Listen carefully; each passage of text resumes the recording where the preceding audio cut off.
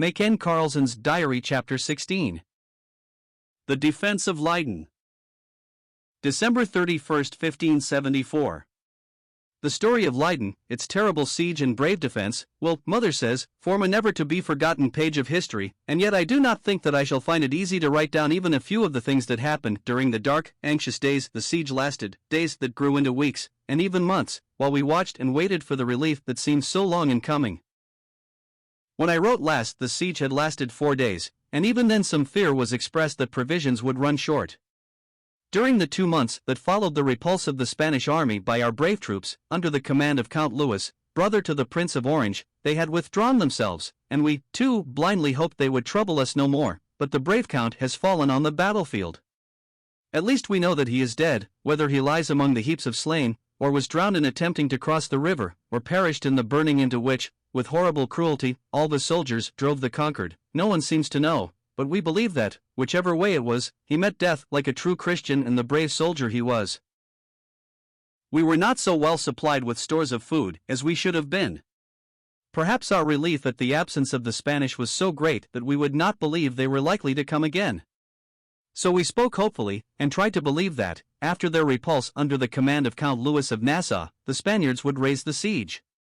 But the Duke of Alva was a man of iron will. He had received royal commands to stamp out heresy, and if it was not done, it should not, he determined, be any fault of his. So with a larger army he again attacked our city, and cannon roared, and large, heavy guns poured out a constant volley of shot and shell. Our walls are, however, as strong as they were on the first day of the siege, and we hope, will remain in good condition for weeks to come, but the Spaniards have not been idle, and a circle of well-guarded forts have grown up with what seems to us wonderful rapidity.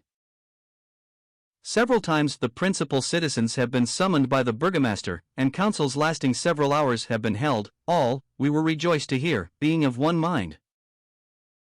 They will not listen to Alva's proposed conditions of peace, or enter into any treaty, knowing only too well that it would be made only to be broken, and that if our gates are once open to the foe, fire and sword will follow, leaving only smoking ruins to tell their own sad story.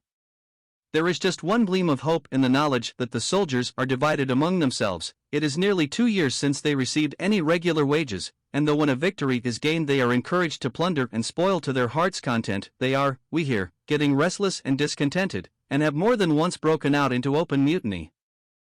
Early in June famine seemed almost to stare us in the face. The councillors were buying up all the food the town contains. Large stores of grain, meat and other foods are being carried to the public buildings, and daily rations given out, half a pound of meat with the same quantity of bread for each man, and less for women and children. Small as the daily portion was, we noticed that Uncle Jacob ate only a very small part of his. Day after day he would insist upon sharing it with one or other of the orphans, and when we saw with tear-filled eyes how very thin he was, and tried to coax him into being just to himself, even if he could not so often indulge his love of giving, his gentle voice would answer, "Do not be anxious for me. My journey is almost ended. The children need the food more than I do. They may have many years of life before them. God is very good to me. I am not allowed to suffer from the keen gnawings of hunger. My strength is, I know, failing. Before Leyden opens her gates to her long-looked-for deliverer, the Prince of Orange, I shall be safe home, where the wicked cease from troubling, and the weary are at rest." And so it was, for only a few days before the horrors of actual famine were upon us, with tender goodbyes to us all, and the name of Jesus upon his lips, our dear old friend fell asleep. We felt his loss keenly, but for him all was, we knew, well. Like Stephen of old, devout men carried him to his burial, and while the noise of war raged around our walls, we laid him in a quiet grave with words of faith and hope, and returned to our home sorrowing, but yet rejoicing. Food supplies failed, day by day the allowance grew smaller, and then ceased altogether. Trychen and Frida did their very utmost to keep the hunger wolf from our door, and displayed great skill and patience in trying to make wholesome and even tempting food of all manner of unsavory scraps. Sometimes the children and I would go out in search of food, but long lines of trees from which every leaf had been plucked told us that we were too late. Others on the same errand had been before us. Grass too was very scarce, our baskets were not half filled, when we turned our steps towards the churchyard, where a few nettles still grew among the graves. How eagerly we gathered them, how proudly we carried them home, yet not without some attempts to conceal our treasure, lest anyone, perhaps more keenly pressed by hunger than ourselves, should rob us of our prize. Aunt Ursel proved herself a born nurse. sometimes in the hospital, where her gentle touch and kind but firm manner did so much to relieve the wounded, sometimes on the ramparts, where, even though bullets were falling around her, she would carry water to the soldiers, or kneel to dress and bandage some gaping wound, never moving, till her work was done. There was so much to be done at home that I could not be spared very often, but now and then I was free to go with her to the hospital, so glad of any small service I could render. I read to the sick and wounded, now and then I wrote their letters to loved ones in village homes, or took messages to and from the hospital. We all began to feel the pressure of hunger.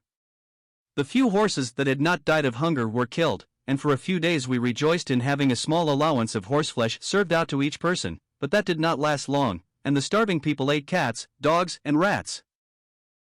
To add to the horrors of siege and famine, plague broke out in our midst, and it was said that nearly 20,000 people died. We grew almost used to the sight of the dying and the dead. One afternoon as Aunt Ursel and I were leaving the hospital, passing down one of the poorest streets in the town, our attention was arrested by the crying of an infant, such a low, piteous wail. We felt as if we could not go on without trying to find out if we could not do something soothe and comfort it. We knocked several times, but getting no reply we opened the door and went in. Never can I forget the sight. An infant of not more than a few months old lay upon the low but clean bed, tightly clasped in the arms of its dead mother.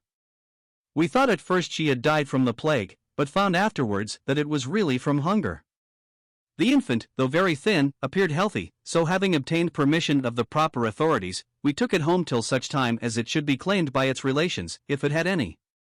But none came, and for more than 6 months baby Matilda, as we call her, has been the pet of the entire household. Twice or 3 times during the siege the prince was able, by the use of carrier pigeons, to send us letters, in one of which he asked if we could hold out for 3 months longer, by the end of which time he was almost sure of being able to come to our relief. 3 months, what a long, weary time it seemed to look forward to, for we had only provisions enough to last 4 days. There was not much actual fighting all the time the siege lasted. Shots were fired at the walls, but the officers in command of the Spanish troops knew that we were very short of food, and as they thought it would be easy to starve us into surrender, made no attempt to force the gates. General Francesco de Valdez, to whom the Duke of Alva had entrusted the taking of Leyden, seemed at last to grow tired of waiting, and sent a flattering message to the citizens, in which he said that he quite admired the gallant way in which they had held the city, but begged them, in the name of King Philip, not to continue to suffer all the discomfort of having an army quartered just outside the walls. Would it not be better, he said, to open our gates, and accept a free pardon for having so long rebelled against the authority of our lawful sovereign, King Philip of Spain? A meeting of the principal citizens to consider his proposals was held. The answer they sent was short and to the point. Mother was able to get a copy of it. The fowler plays sweet music on his pipe while he spreads his net for the birds. Then they began to taunt us with being rat and cat eaters. The answer they got was, while a dog barks or a cat mews within our walls, be sure we will not open our gates, and when the last is eaten, rather than surrender, every man will eat his own left arm, keeping the right hand still to hold his sword. And so the weeks went on, weeks that seemed like months, or even years, and the prince did not come. We knew that he had been very ill, the army he had collected at such cost had broken up, still he had not given up the hope of being able to come to our relief, and begged us to hold out a little longer. Strange news reached us at last, though we hardly knew at first whether to be glad or sorry. The prince had collected another army, small, but brave, but as the Spaniards had 4 men to every one of his, and were in possession of 62 forts, all well garrisoned and supplied with large stores of arms and ammunition, the prince and his best generals were of one mind, namely, that it would be useless even to attempt to reach us by land. One hope and one only remained, to relieve us by water. But as Leyden lies 15 miles from the sea, this way of getting at us seemed at first sight almost, if not quite, impossible. It was certainly a remarkable idea, but the Prince of Orange is a remarkable man, and he believed that it was God who had given him the thought, and he trusted in him for the needed wisdom and strength to enable him to carry it out. The country for miles round lay lower than the sea, and had really been won from it at great labor and expense by building dikes. Why not let the sea have the land once more, and give the prince and his followers a chance of coming to our help? The government gave him leave to cut through the dikes, saying it was better to ruin the country than to lose it, so the prince set to work to form the beggars of the sea into a fleet sufficient to man 200 flat-bottomed boats, many of which were well laden with provisions, and then the work of cutting away the dikes began. But all this took time. The Spanish army was still outside our walls, and we were starving. How slowly the days seemed to pass! How truly we felt that if God did not deliver us, no one, not even the prince, could.